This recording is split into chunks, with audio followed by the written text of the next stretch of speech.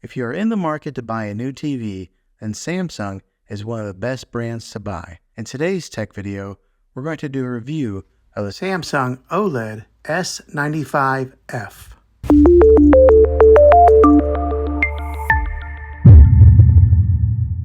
Well, hey guys, Juan here. Thanks for stopping by my channel and checking out this video. This is the 65-inch TV that I just got and I've had for a little bit of time now, and I wanted to give my review on it after owning it and using it and putting it to quite a few hours of use with my kids and my family of watching TV, and to give my feedback and see if this is maybe a TV that you're interested in purchasing. And hopefully you can base that off of some of my opinions on being an honest, normal, average consumer of buying a television. Now, I don't work for Samsung. I'm not affiliated with them by any means. So what I'm telling you is all my honest opinion of owning this thing for a little bit of time now. So what I'll do is I'll talk about what I've learned from it, and then I'll talk about more of the in-depth specifics on this TV later on in the video. But as far as owning it for a few weeks now, it's been a great TV. The picture quality is awesome. I mean, like, really awesome. So I upgraded from a 4K UHD TV to this QLED 4K UHD. Also, it's just bigger. I had a 55-inch. I went bigger to 65. So I think a lot of times whenever we upgrade our televisions, we usually end up going bigger. But that's what I did, and I got to tell you, the picture on this, beautiful. It's just awesome. The other day I was watching Endgame on it, and the clarity was so clear. It was almost like they were right there, and I could reach in there and touch them. That's how the clarity is on this. Right now, I've got a background image on here. This is kind of like their screensavers that they have. Samsung has built in a ton of different kinds of screensavers that you can put on there. So instead of just having like a black picture, whenever you're not watching TV, you can have something that's pretty to look at just like this, and it stays on there for quite a long time. Now, one of the main reasons that I went with the QLED when I was shopping around for televisions, because I had it boiled down to two TVs. I was either going to get the Samsung QLED or I was going to get the LG OLED display, because I think that's what TVs are going to be going to in the future. So I wanted to make sure that I buy a TV that's going to last a while and it's going to be kind of future-proof. Because how often do you buy TVs for your main living room? It's, every so many years. So I wanted to make sure that I got one that's going to last a while, and it's going to be something that's going to be, a good TV for years to come. But the reason that I went with this one, the QLED, was because when it comes to OLED and QLED, if you are in a room that has a lot of natural light, like for this room, for example, I've got a lot of windows over here. There's a couple windows over here. There's a glare that'll be on the TV. The Samsung QLED is better when it comes to glares on a TV than they are with OLED. So that was one of the big reasons that I went with this TV. Also, I am a fan of Samsung. I've had a few TVs and they've always lasted a long time versus somebody who maybe had a Vizio or something like that. I had a buddy who had a Vizio and it lasted like a year and it broke on him. My Samsungs have always lasted quite a long time. So they're a trusted brand. They're at the top, they're right there with Sony and LG. And so buying a Samsung QLED was something that I was pretty confident in it lasting for years to come. Now, let me talk about some of the specifics of actually using this thing for a little while. This has what's called Bixby built into it, okay? And anybody who has a Samsung device, they're pretty familiar with what Bixby is. But if you're not, Bixby is kind of like Samsung Siri, like Apple Siri, or it's kind of like their Amazon Alexa, okay? It has Bixby built in it, so you can talk to this TV and turn it on with the Bixby command. You just say, hey, Bixby. But let me tell you, it's not that good yet, okay? Samsung has some work to do with that. I would have to say that Amazon's Alexa is the leader in the industry when it comes to artificial intelligence and talking with voice commands. Siri works pretty good on my phone.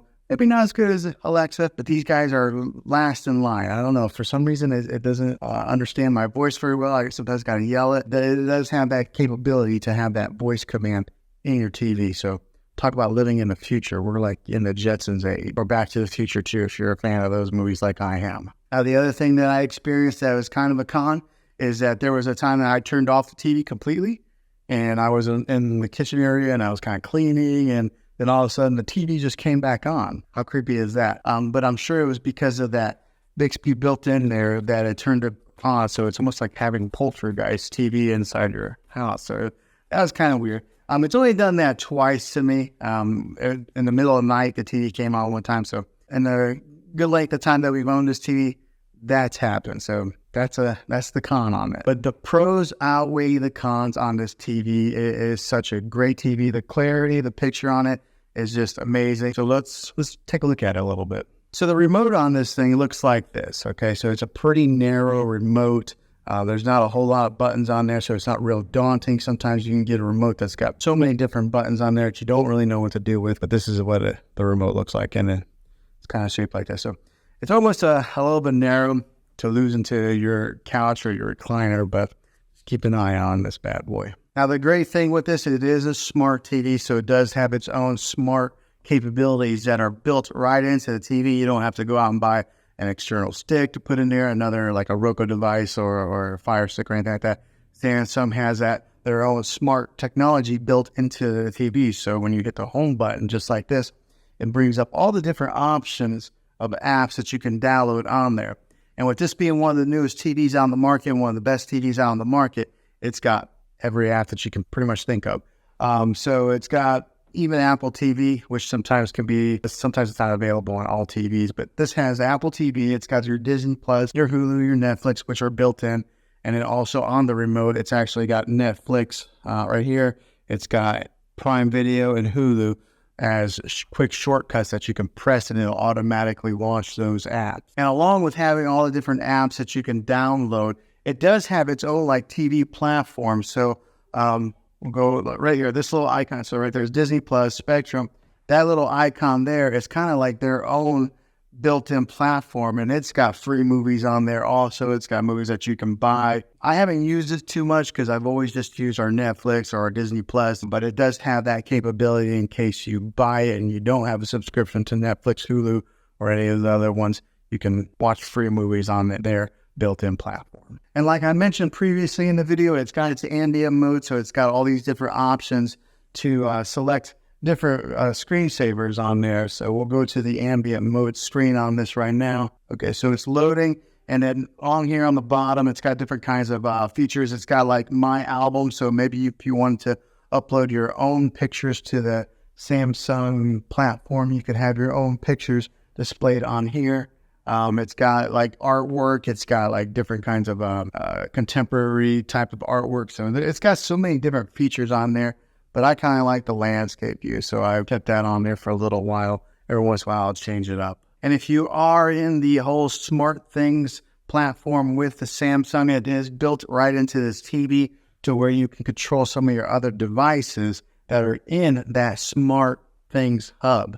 So that's kind of a neat little feature that you're able to access it right here on your remote through there. So another way is you could always just dive into your phone, download the Smart Things app, and do it that way also. So it gives you so many different ways of being able to access your content, and they do it very easily. All right, so for example, right here, this is the end game. I wish you guys could really see the clarity of this screen here. It's kind of hard to tell from recording on it like this, but it's got excellent quality. And the sound is pretty good for just being the built-in speakers on a TV. I know a lot of people will get sound bars to put at the bottom of their TV or mount them. It has pretty good sound for just being the standalone speakers that are built in. Another great feature with this TV is the bezel that goes all the way around the TV right here. It's really thin, so most of what you see is just screen. There's not a whole lot of plastic that you see along the edges. Now, this is a 65-inch TV.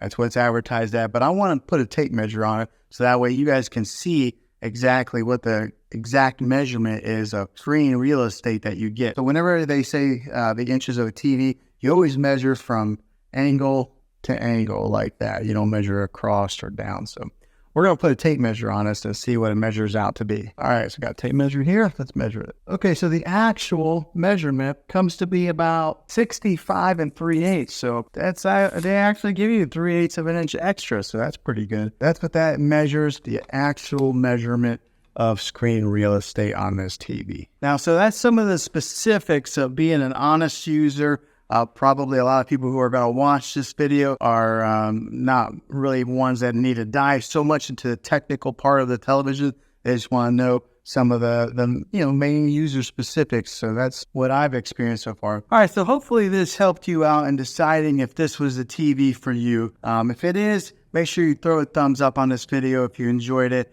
and go ahead and subscribe to my channel now. That way you can see all the tech videos that I'm making here, and I'd love to have you back at the next one as a subscriber. So thanks for watching this video, guys.